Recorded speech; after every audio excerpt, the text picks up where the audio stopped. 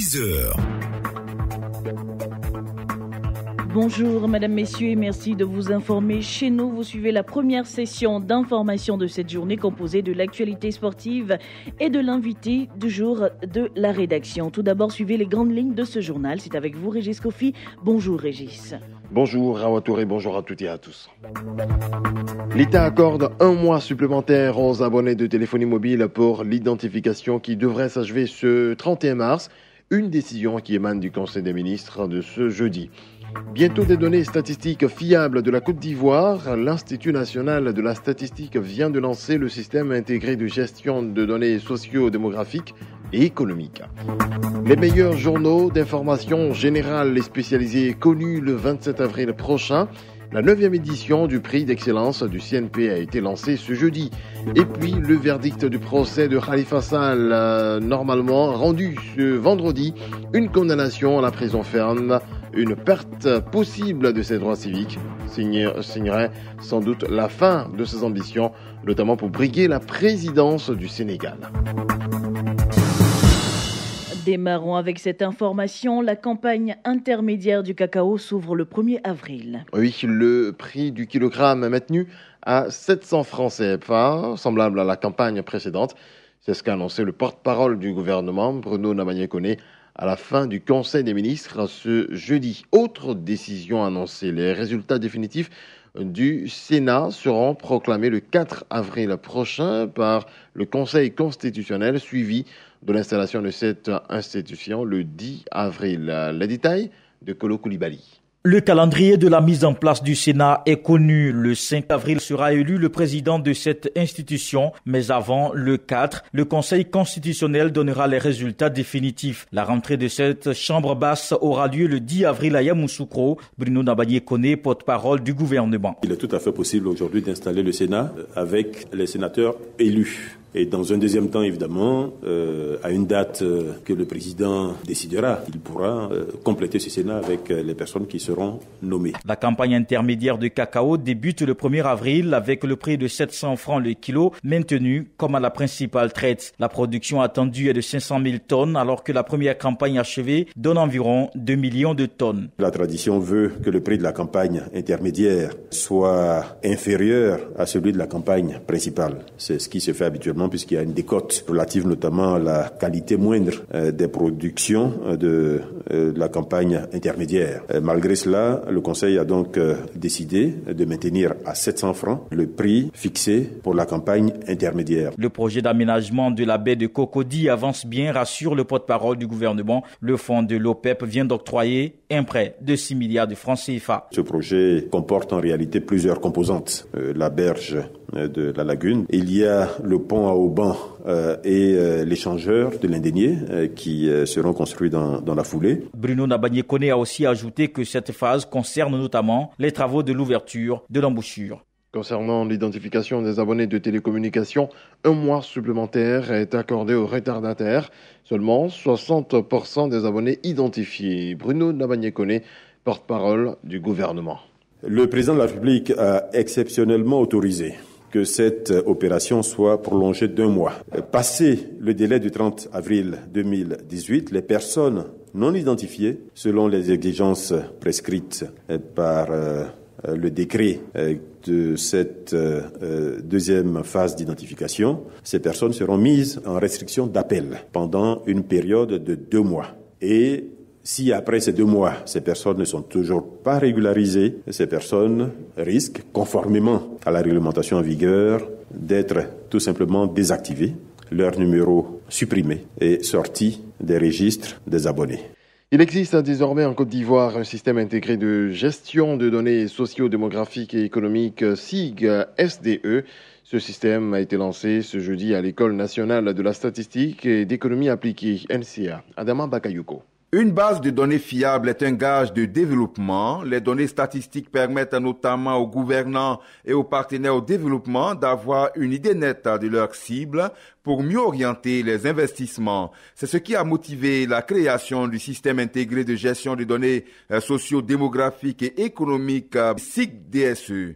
Les précisions de Dofung Guessan, directeur général de l'Institut national de la statistique, INS. La plupart des bases de données que nous constituons sont un peu disparates. Et aussi, ces bases de données sont soit dans les ministères, mais aussi à l'Institut national de la statistique et dans d'autres structures. Donc il était important pour nous, avec l'appui de l'INFPA, de pouvoir fédérer toutes ces bases de données. Et l'idée, c'est pour que nous puissions permettre que ce soit les chercheurs, les étudiants et tout le monde scientifique de pouvoir exploiter cette nouvelle base de données qu'on est en train de mettre en place. Il a fallu 10 années aux experts de l'INS pour mettre au point le système intégré de gestion de bases de données socio-démographiques et économiques SIG-SDE. Ces données seront disponibles sur un site internet qui sera bientôt rendu public.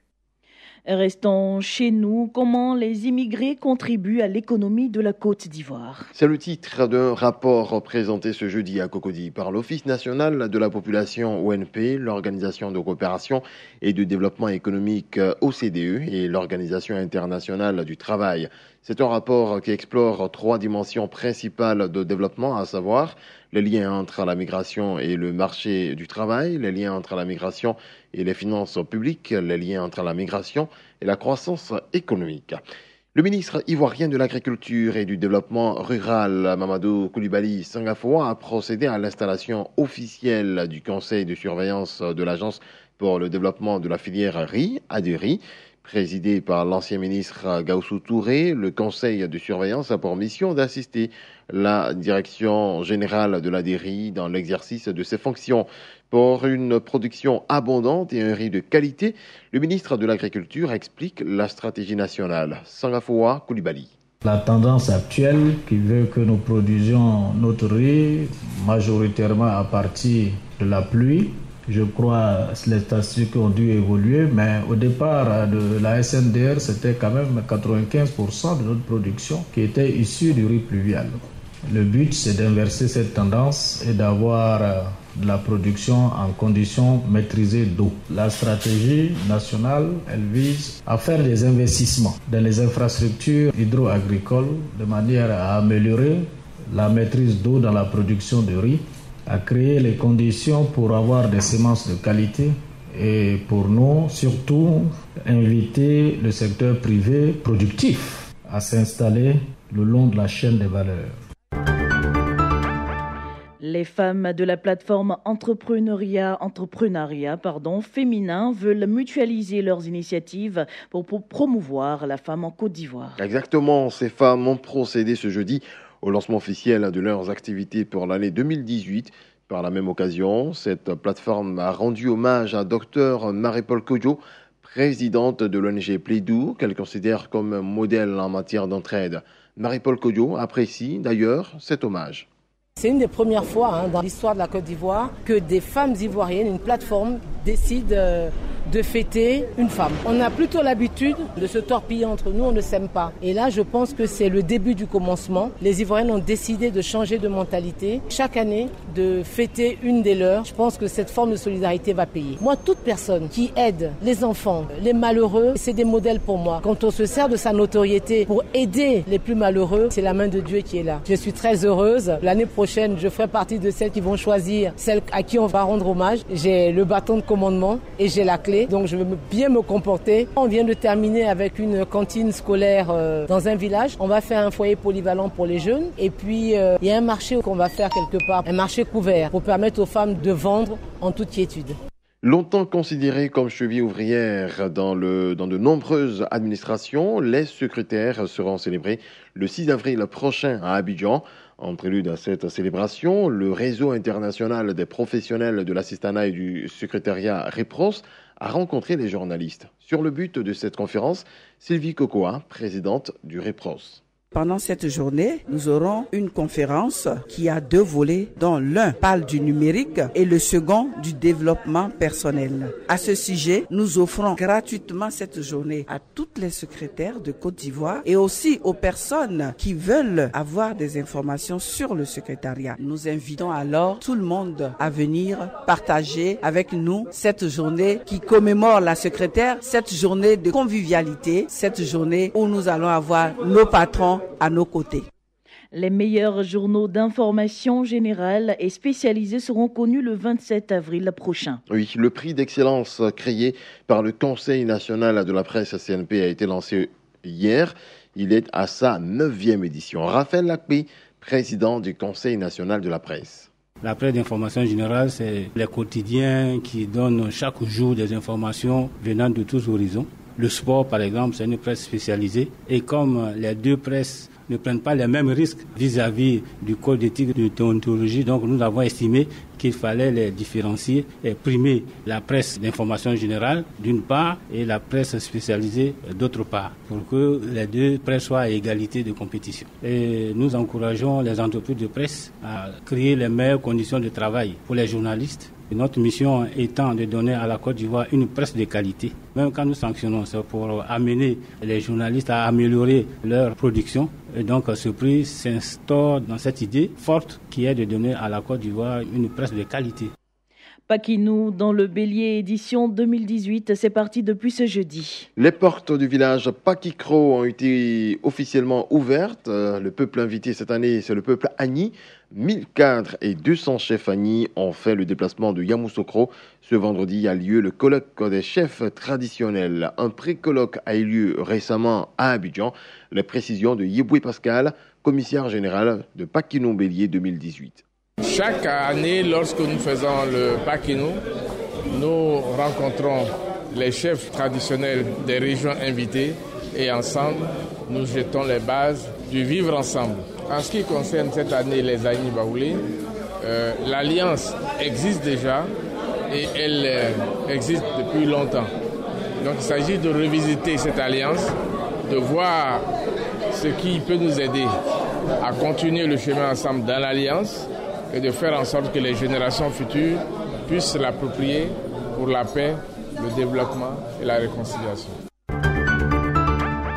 Dans le reste de l'actualité au Sénégal, le verdict du procès très médiatique de Khalifa Sall sera normalement rendu ce vendredi 30 mars. Oui, ce vendredi, si la grève lancée par les greffiers ne vient pas perturber l'audience.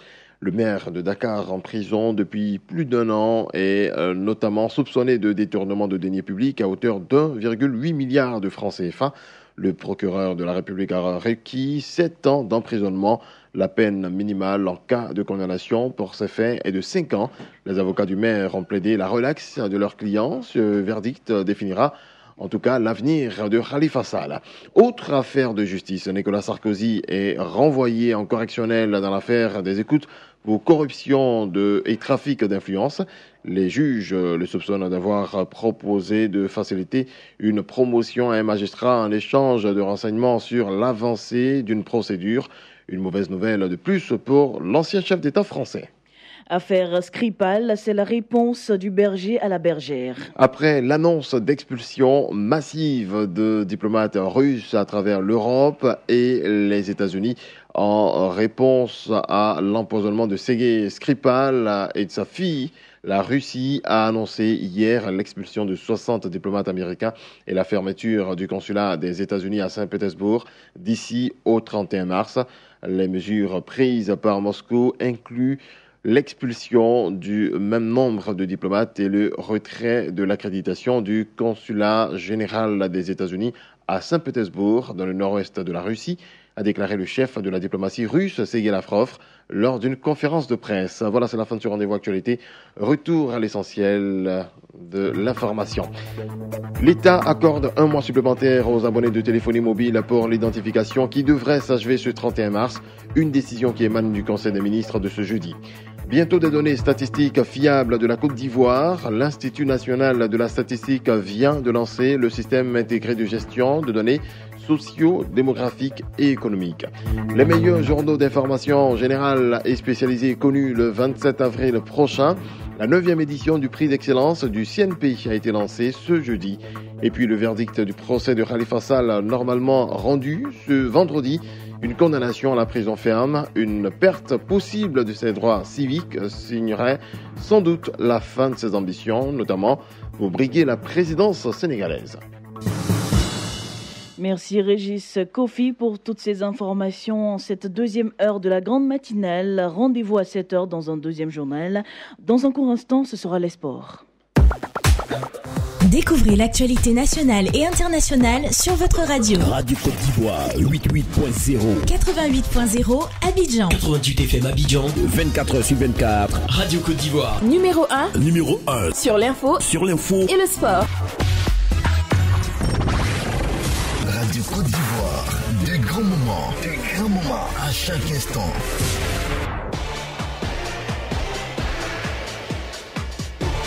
Le journal des sports. Koulibaly Sandou. Bonjour Ladji Sandou. Et bonjour Awa Touré, bonjour à tous. Avec vous, nous reparcourons l'actualité sportive et nous commençons par cette information. Football Ligue 1 de Côte d'Ivoire, l'ASEC Mimosa continue sa domination sans partage. Oui Awa, hier, lors de la 14e journée en retard, le champion de Côte d'Ivoire s'est offert un 15e succès de rang en défaisant au stade Félix Houphouët-Boigny l'AFA 2-1, et ce grâce à un doublé de son jeune attaquant burkinabé Ahmed Touré. Il compte désormais 12 buts en 9 titularisations et n'est plus qu'à 3 buts de retard du meilleur buteur actuel de la Ligue 1 Togimel du Sporting Club des Gagnois. Au thème de cette victoire de la SEC Mimosa, nous allons écouter la réaction d'Amani Yao César Lambert, coach jaune noir, au micro de notre jeune stagiaire Touri Elvis. Oui, on a mené 2-0, après l'adversaire était réduit à 10. L'infériorité numérique, on a assez reculé pour essayer de la contrer. Souvent on prend un but, la pression est sur le camp. Et dans l'ensemble, je suis satisfait des 3 points, mais pas de la prestation de toute l'équipe. En supériorité numérique, on a énormément pressé. Après, dans les 30 dernières minutes, on a reculé pour laisser venir l'adversaire qui voulait revenir au score pour pouvoir profiter des occasions, des espaces qui vont se présenter à nous. Ça s'est présenté, mais on a très mal joué. Et on a manqué de lucidité au niveau de la finition.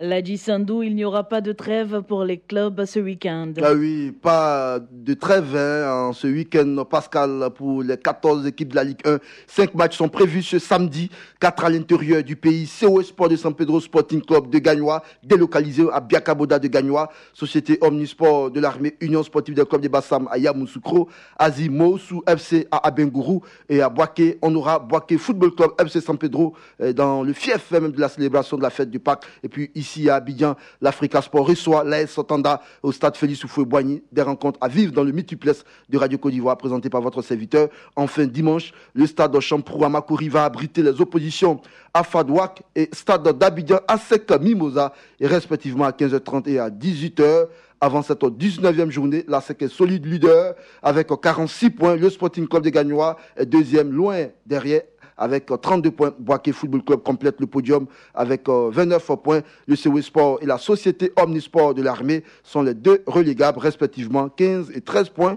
chacun. Voilà, que de grands rendez-vous sportifs à suivre sur la radio nationale. Football toujours, l'arbitrage africain sera bien représenté au prochain mondial des nations prévu en Russie. Oui, c'est à partir du 14 juin 2018. Il y aura au total 6 arbitres titulaires et 10 assistants. Les titulaires viennent de l'Égypte, du Sénégal, de l'Éthiopie, de la Zambie, de l'Algérie et de la Gambie, dont le numéro 1 mondial, le Gambien Pape Gassama Bakary. D'ailleurs, le seul qui a déjà officié à une Coupe du Monde parmi ces 6, c'était en 2014 au Brésil. Constat, il n'y aura pas d'Ivoirien à ce rendez-vous. Rappelons que lors du mondial brésilien, l'Afrique était représentée par 3 titulaires, dont 2 Noumandias Désiré et 2 assistants. Autre information, Sébastien Migné n'est plus le sélectionneur des Diables Rouges du Congo, seulement une année après sa nomination à la tête du 11 congolais. Il a rendu le tablier pour non-respect de certaines clauses du contrat, a-t-il dit au micro de nos confrères du RFI. Voilà, donc c'est une information capitale à Ouattouré. Alors pour la première fois, la Côte d'Ivoire va abriter ses combats de haut niveau, Ladji Sandou. Oui, c'est du MMA, c'est de l'art martial libre. Les grands noms de cette discipline venus de l'Azerbaïdjan, de la Russie et du Brésil seront en attraction ce soir au Palais des Sports de Treichville. Ambiance, combat et démonstration vont meubler cette soirée sur l'intérêt de ces joutes pugilistiques. Écoutons le promoteur du MMA, Tapé Jackson. Il y a des combats dont tout le monde viendra. Tout le monde pourra venir, je dis des différents pays, à l'international et à local. Les combats locaux vont se faire à l'intérieur, où on pourra offrir ça aux Ivoiriens de manière gratuite. Les gens peuvent venir s'asseoir et garder. Et à l'international, là, ce sera plus Abidjan, parce que là, on a les grands athlètes de différents pays. Donc ça, c'est des combats VIP d'une manière ou d'une autre. Donc les combats VIP se feront à Abidjan. J'appelle toute la population ivoirienne de venir s'amuser avec l'AFC, de venir déguster ce que c'est que le MMA en direct. Et je vous promets un show inédit, jamais vu sur le continent africain. Nous, on fait de l'international et on pousse même le drapeau ivoirien loin. Et donc, je vous invite tous à venir déguster ce show inédit et à s'amuser ensemble. Le rendez-vous est pris ce soir au Palais des Sports de Treichville sur le coup de 18h. Autre information, le tour aérien de Côte d'Ivoire qui a débuté ce jeudi 29 mars connaîtra son apothéose le 2 avril prochain. Les équipages des différentes nationalités vont survoler le ciel ivoirien. Voilà. Et pour ce rendez-vous donc de l'Aéroclub est un énorme atout touristique, a rappelé Moustapha Diaby, le président de l'Aéroclub d'Abidjan. Et puis du taekwondo pour fermer les portes de ce rendez-vous des sports, le grand maître Kim Tao Young, ceinture 9e dan Kikiwon, précurseur de ce art martial coréen en Côte d'Ivoire, est à Abidjan depuis mercredi soir en vue d'inaugurer le siège Siaka Do de maître Koulibaly Siaka Minea, ancien président de la fédération de taekwondo. Ce fut l'occasion pour lui de réitérer son soutien à maître Bamba Cheikh Daniel, le président actuel de la dite fédération dans la crise qui l'oppose au Sénat Côte d'Ivoire. Ce vendredi, il sera au siège de la fédération pour une remise de matériel sportif de la COICA. Voilà, merci de nous avoir suivis. Merci à Ouattouré. Merci aussi à vous, Ladi Sandou. Nous venons donc de parcourir toute l'actualité sportive en votre compagnie. Rendez-vous plus tard pour plus de sport. Et en compagnie, bien sûr, de Serge Dakouri, vous serez à 7h20 dans sa mi-temps. Voilà, pour l'instant, nous cédons la place à l'invité du jour de la rédaction. Paquinou dans le Bélier, édition 2018, a démarré hier jeudi. Les portes du village Pakikro ont été officiellement ouvertes. Le peuple invité cette année, c'est le peuple Agni. Pour en parler, Kolo Koulibaly reçoit Yeboué Pascal, commissaire général de Paquinou Bélier 2018.